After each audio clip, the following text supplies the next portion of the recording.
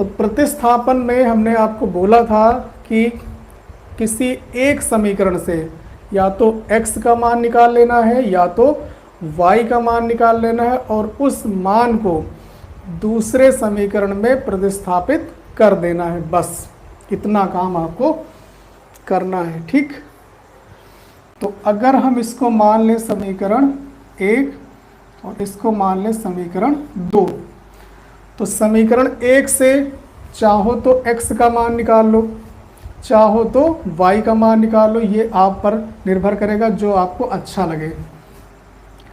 हम चलते हैं समीकरण 1 में, समीकरण 1 से, और 1 क्या है, x प्लस 2y बराबर 7। बताओ किसका मान निकालें जो ज़्यादा सही रहेगा, x का निकाल लें या y का निकाल लें। अगर y का निकालेंगे तो 2y बराबर आएगा, फिर 2 नीचे जाएगा भाग में। इससे अच्छा है x का ही मान हम निकाल लें जो ज़्यादा सही रहेगा।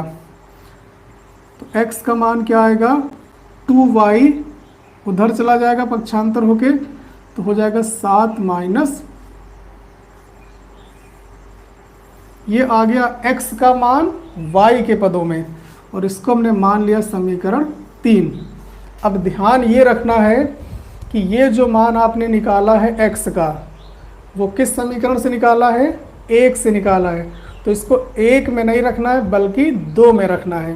क्लियर, जिस समीकरण से मान निकालेंगे उसमें नहीं रखना है, दूसरे समीकरण में आपको रखना है। तो x का ये वाला मान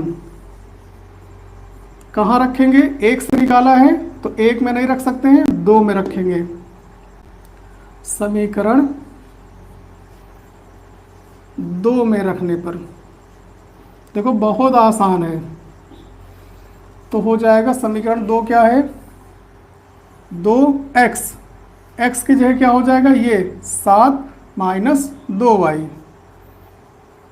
ठीक, 2x है तो 2 इंटू एक्स, और x की जगह पर आ गया ये वाला मान, माइनस y बराबर 4। सरल कर लो इसको, 7 दूनी 14 और 2 दूनी 4, ये 4y हो गया, माइनस y बराबर 4। तो ये हो जाएगा 14, 4 और 1 5, माइनस का 5y बराबर 14।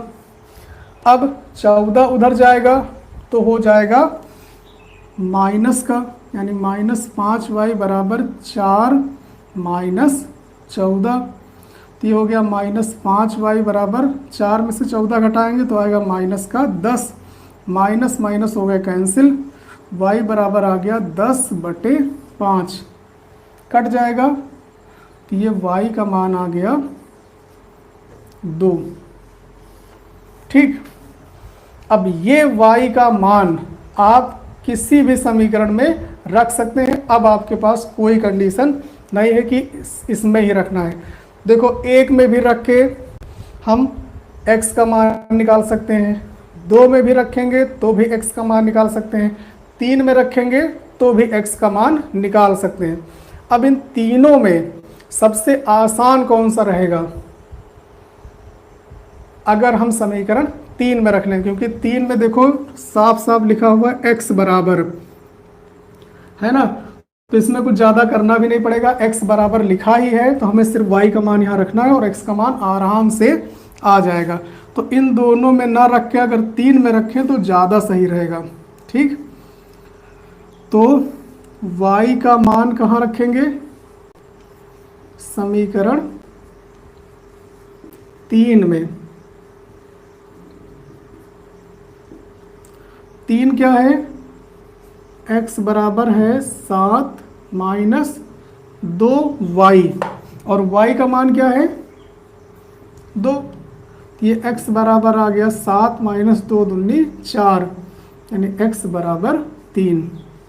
दोनों मान आ गए, अतः x बराबर 3 और y बराबर 2।